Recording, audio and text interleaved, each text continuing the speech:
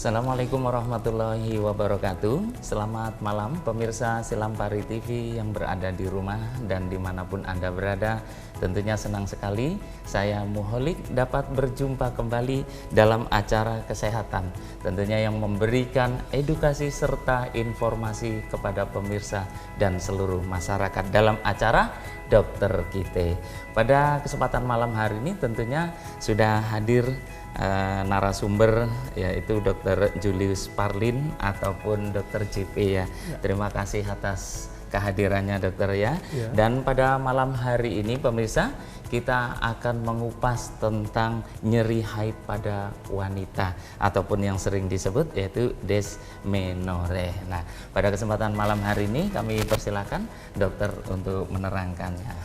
Jadi begini Mas Holik, jadi perempuan itu siklus hidupnya pasti mengalami menstruasi. Ya. Nah, untuk beberapa kondisi ada namanya nyeri haid yang mengganggu aktivitas kesehariannya. Jadi nyeri haid ini membuat sulit beraktivitas, nyeri saat beraktivitas gitu.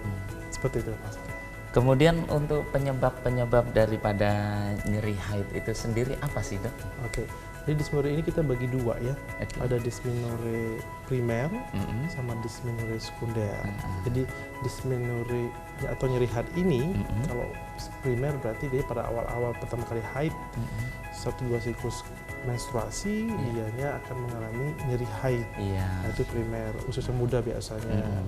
Terus nanti setelah hilang, nanti pas dewasa usia reproduksi, nanti dia beberapa perempuan akan mengalami gejala haid nyeri juga.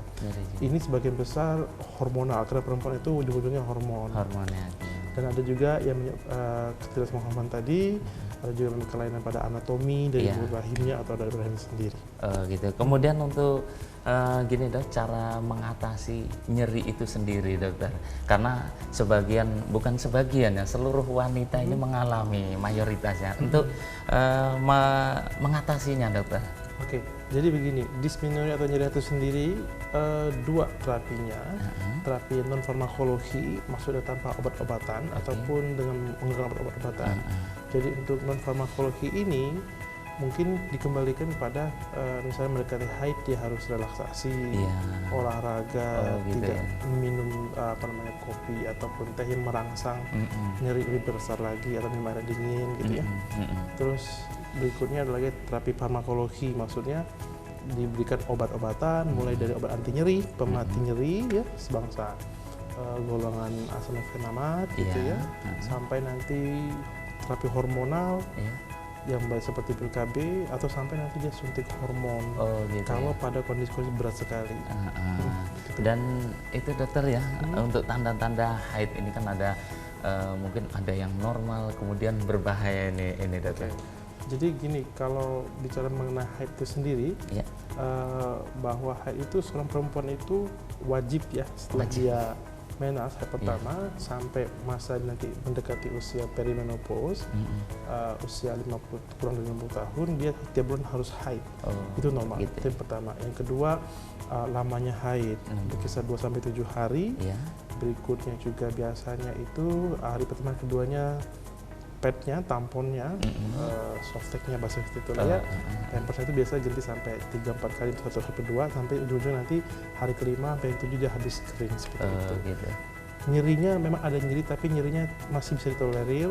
Jadi pasien perempuan tidak merasakan gangguan untuk aktivitasnya. Tapi untuk yang kita bahas pada hari ini, dysmenorrhea itu sendiri yang itu sudah mengganggu aktivitasnya. Gitu. Dan untuk usia sendiri dokter yang paling normal ya, untuk normal ya, itu di usia berapa wanita itu untuk mengalami haid? Oke, jadi setiap anak perempuan ya, ketika dimasukin usia mendekati usia SMP, ya, kalau sekarang kalau gizinya baik itu sekitar 10 tahun udah mulai. Kalau tapi ada beberapa kondisi dianya ada sampai 14 tahun. Kalau 14 tahun atau misalnya sampai 16 tahun nggak mens itu udah mencuriga biasa. Gitu ya. Dan apakah pertama kali haid mereka mengalami nyeri juga dok? Ya, tadi bahwa ada namanya dysmenorrhea primer atau nyeri haid pada awal-awal, yaitu pada pertama kali mendapat haid biasanya dianya nyeri. Beberapa kondisi nyeri sekali gitu, ya perlu obat. Kalau nyerinya masih tahan-tahan nggak perlu obat. Gitu ya. Jadi seluruh wanita ataupun perempuan pasti mengalami haid dan pasti mengalami nyeri itu sendiri, dokter? Ya, nyeri haid pasti, tapi nyeri haid ada yang tanpa perlu pengobatan. Kayak yang lebih saya ingin sampaikan pada kesempatan ini adalah nyeri yang sering kali menyebabkan gangguan aktivitas kesehariannya. Seperti itu.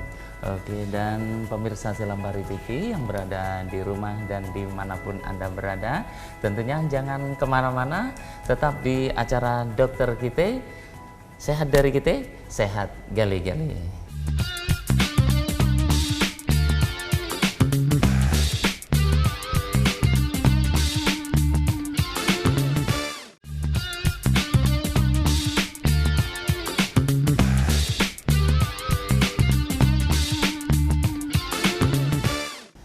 Dan terima kasih pemirsa masih bersama kami di acara Dokter Kita, tentunya masih bersama narasumber kita yaitu Dr. JP ataupun Dr. Julius Parlin. Yes. Dan masih mengenai nyeri haid, dokter. Dan sebagian masyarakat tentunya mengalami gejala ini ya, gejala nyeri ini tentunya pada wanita nih, Dok.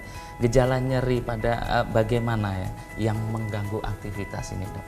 Oke. Kebanyakan ya, Dok. Kebanyakan. Jadi gini, seperti dari awal bahwa nyeri haid itu lumrah sebenarnya, tapi kalau ada gangguan aktivitas sehariannya itu yang perlu kita waspadai ya. Jadi gejala nyeri haid yang saya maksudnya adalah nyeri perut, kan intinya itu dari rahimnya. Jadi otot rahim itu berkontraksi secara tidak teratur, bahkan nyeri sekali, bisa menjalar ke punggung bagian bawah sampai ke tungkai biasanya.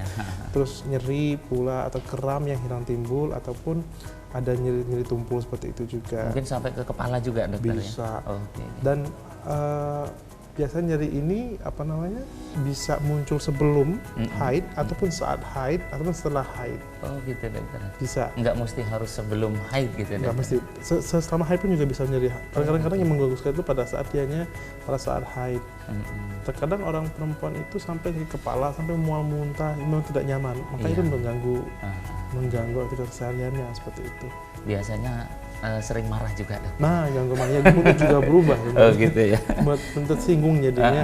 Mudah tersinggung, baperan ya, dokter. Iya, kemudian pada saat haid itu sendiri, dokter, apakah ada makanan atau minuman, kemudian ada aktivitas yang jangan dilakukan, dokter, ataupun jangan dimakan gitu? Pantangan ya? Justru begini, nyeri haid salah satunya yang mengganggu tadi, saya bilang tadi bahwa ada ketidakseimbangan hormon. Pemicunya biasanya perempuan-perempuan yang terlalu besar badannya atau obes ya, ataupun terlalu kurus juga bisa memicu kondisi dysmenorrhea ini. Jadi kalau untuk aktivitas justru kita bisa justru perempuan kalau dia mendekati haid disarankan untuk olahraga yang ringan-ringan saja, aerobik ringan atau yoga atau lari, jogging gitu ya. Terus untuk konsumsi makanan yang tidak merangsang, yang stimulans memicu nyeri kayak kopi, teh gitu ya, ataupun air dingin gitu ya. Kalau misalnya kalau nggak kuat dengan pengobatan tadi, dengan cara tadi ya obat jatuhnya. Seperti itu. Termasuk penyuntikan hormon? Hormon itu kita kalau pada situasi di mana nyeri haid itu tidak bisa tercover lagi dengan pil KB ataupun dengan obat anti nyeri. Jadi lini terakhirnya itu adalah kalau misalnya perempuan dengan dysmenorrhea primer dan sekunder yang tidak tahan lagi, kita pilihan terakhir adalah untuk mempertahankan kesuburannya, fertilitasnya, itu kita injeksi hormon. Tujuannya satu, kita tidak membuat perempuan itu jadi haid. Oh gitu ya. Intinya ketika perempuan haid, kan masalahnya di perempuan itu haid. Iya. Ketika haid pasti nyeri. Kita matiin haidnya. Jadinya tidak akan haid tadi suntik hormon tadi. Oh gitu. Berapa lama biasanya, Dok? Paling tidak 6 bulan minimal. 6 bulan, Dok? Ya. Oh, jadi apabila sudah ada siklus 6 bulan itu nanti, apakah wanita itu atau perempuan itu haid kembali, Dok? Setelah ada dampak dari suntik hormon ini, dia pasti perempuan itu tidak akan selama 3 bulan ke depan tidak akan haid sampai nanti ada bersihan tubuh untuk hormon tadi. Oh, gitu. Beberapa kondisi nanti dia tidak nyeri lagi, berkondisi balik lagi. Nah, seperti itu. Oh gitu ya. Ya normal, Dok ya. Normal. Bisa. Dan baik pemirsa Silambari TV, tentunya jangan kemana-mana, nanti kita akan kembali di segmen yang ketiga masih bersama Dr. JP, yaitu mengenai nyeri haid ataupun di acara Dokter Kita. Sehat dari kita, sehat gali-gali.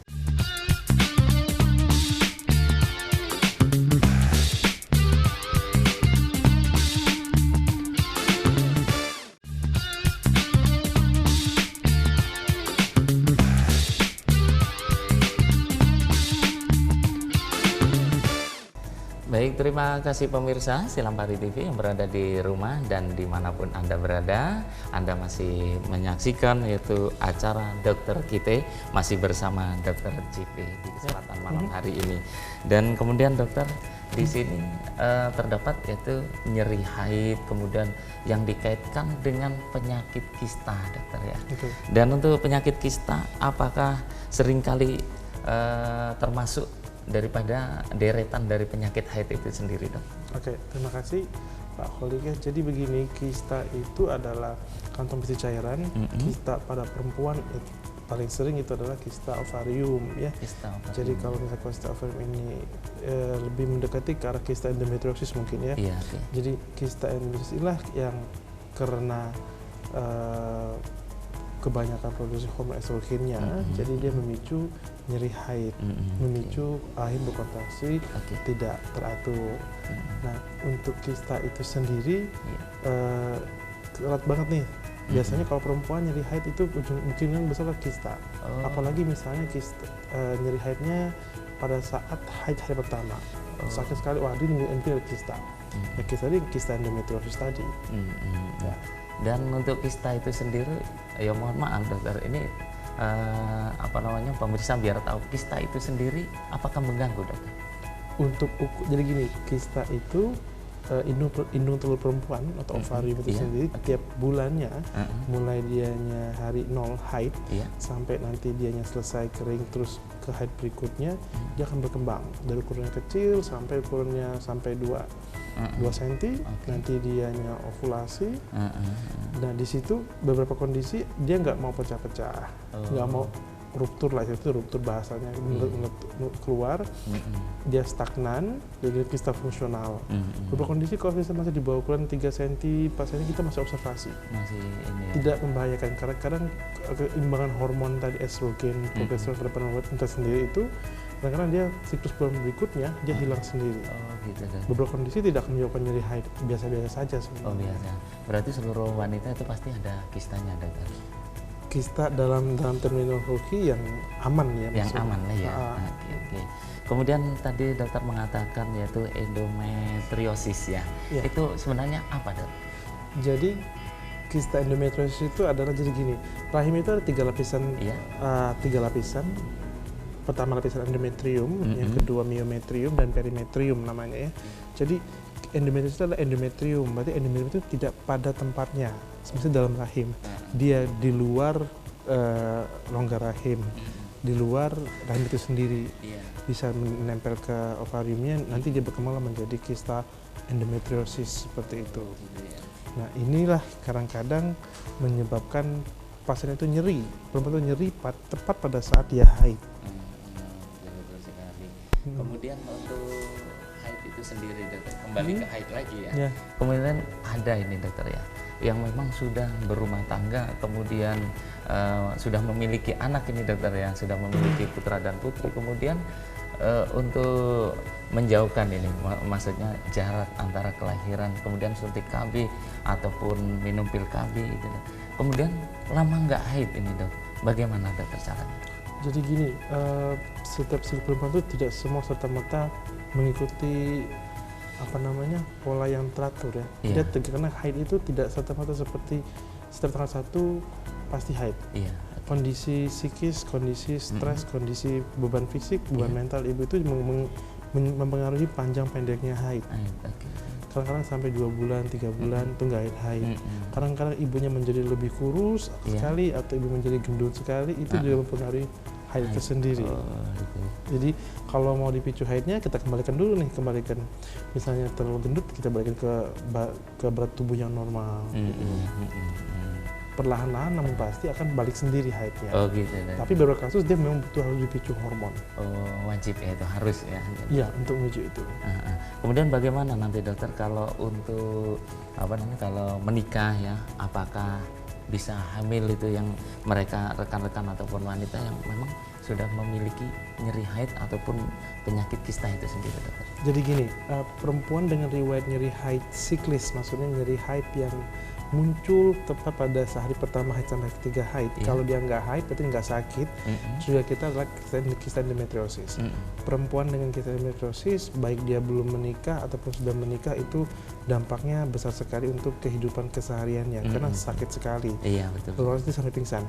Nah, untuk perempuan yang dianya sudah menikah dengan riwayat nyeri siklus haid ini, dia sudah berpotensi ya. Tidak, dia berisiko untuk sulit akan hamil untuk beberapa kasus. Nah, jadi kalau misalnya perempuan dengan nyeri haid nyeri haid kista endometriosis ini dari penyakit, berarti alhamdulillah udah bagus seperti dia. Jadi sebagian besar kasus dia itu perempuan dengan kista endometriosis ini dia cenderung sulit hamil jatuhnya. Makanya pilihan terapinya itu kita tekan haidnya berbarengan dengan kita memprogramkan kehamilannya. Seperti itu. Kemudian tadi kan ada untuk haid yang normal ya, kita kembali ke depan tadi ya. Untuk haid normal itu kan di usia antara mungkin 10 tahun atau sampai 13 tahun. Kemudian yang tidak normal ini, dok? Jadi tidak normal kita fokusnya pada seketika perempuan tidak haid sampai usia 16 tahun. Oh gitu, dok. Jadi gini, perempuan misalnya Mas Holik punya saudara ataupun sepupu atau keponakan perempuan yang nggak haid sampai 19 tahun tanpa ada ciri-ciri sekunder perempuannya, kita curiga kenapa. Oh gitu. Perempuan itu karena dia punya rahim, dia harus haid. Oh gitu ya. Kalau nggak punya rahim, dia nggak akan haid. Kemudian apakah bisa secara dari kedokteran sendiri itu ya, apakah bisa dirangsang supaya haid? Bisa, selama pas perempuan. Jadi gini, perempuan yang tidak haid, kita ada protokolnya, kita rangsang indung telurnya untuk menghasilkan hormon supaya bisa haid. Ada berapa kali step-stepnya sampai pada mana kita pikir loh kok nggak haid. Pas tadi cek, nggak ada rahimnya, percuma saja. Oh gitu, dokter. Baik, dan juga pemirsa Silampari TV, demikianlah tadi tentunya perbincangan kami dengan Dokter JP ya. Mungkin dokter ada oleh-oleh ini untuk seluruh pemirsa, tips lah untuk seluruh pemirsa Silampari TV, baik yang berada di rumah dan dimanapun Anda berada gitu. Silakan, dokter. Jadi begini, setiap perempuan yang di rumah nih ya, baik usia subur ataupun usia remaja atau masuk ke sekolah SMA atau maupun kuliah, kita perlu waspada misalnya mengalami gejala-gejala nyeri haid yang agak tidak biasa. Yang nyeri haid yang lebih kita concern, perhatikan adalah nyeri haid yang bisa bikin sama sekali nggak bisa ngapa-ngapain, sampai pingsan biasa, sampai kepala, sampai membusuk sekali. Nah, itu perlu dikonfirmasi dengan dokter kandungannya. Apakah itu adakah kelainan anatomi? Yang kita khawatirkan adalah kelainan anatomi, misalnya tadi kista endometriosis tadi, beberapa ataupun adenomiosis ya, ataupun adanya penyempitan pada mulut rahim dan lainnya. Kelainan anatomi ini bisa dikoreksi ya. Jadi tetap kita kembali hidup sehat. Untuk mencegah ini ya standarnya adalah kita hidup sehat, kita olahraga, kita menjaga diet makan kita, tidak merokok ya, tidak minum alkohol, menjaga berat badan itu penting sekali. Karena kaitannya dengan haid ini adalah dari jumlah estrogen di tubuh perempuan itu juga mempengaruhi. Itu saja. Oh gitu ya tipsnya. Kemudian untuk untuk orang-orang tua memberikan pendidikan kepada anaknya yang tentunya wanita, bagaimana, dok, caranya? Jadi pertama orang tua pastikan perempuannya haid. Iya, gitu ya. Dia lihat dia haid atau belum. Kalau nggak haid tapi dia punya nyeri haid tiap bulan, dia merasakan nyeri di bagian daerah kemaluannya atau daerah panggulnya, perlu dicurigai apakah anatominya baik atau tidak baik. Gitu ya. Itu yang perlu dipikirkan. Yang kedua, motivasi dorong anak-anak perempuan muda ini dengan haid tadi untuk mentolerir haidnya, nyeri haidnya tadi dengan makan obat-obatan. Karena gini Mas, kalau nyeri haid ini dibiarkan terus-menerusan, pada nanti kalaupun nanti sampai terapi hormon, otaknya sudah kadung kebal, obat apapun nanti tidak akan bisa, tidak akan bisa menyembuhkan nyeri tadi, karena otak sudah punya memori itu nyeri haid. Meski dioperasi sekalipun, otaknya sudah punya memori itu haid. Makanya kalau misalnya ada nyeri haid seperti ini, segera diobatin, bukan dibiarkan saja. Dan terima kasih dokter atas ilmunya tentunya bagi saya, kemudian untuk pemirsa di rumah tentunya, dan pemirsa Silampari TV yang berada di rumah dan dimanapun Anda berada. Demikianlah tadi bincang-bincang kami, yaitu mengupas tentang nyeri haid pada wanita, tentunya bersama Dr. Julius Parlin ataupun Dr. JP. Mudah-mudahan dapat bermanfaat bagi kita semuanya, dan saksikan terus acara dokter kita setiap hari Minggu dan Kamis malam, yaitu tepatnya pukul 8 malam hanya di Silampari TV. Dan saya Muholik yang bertugas dan juga seluruh kru undur diri dari hadapan Anda. Selamat malam, sampai jumpa kembali. Wassalamualaikum warahmatullahi wabarakatuh. Waalaikumsalam.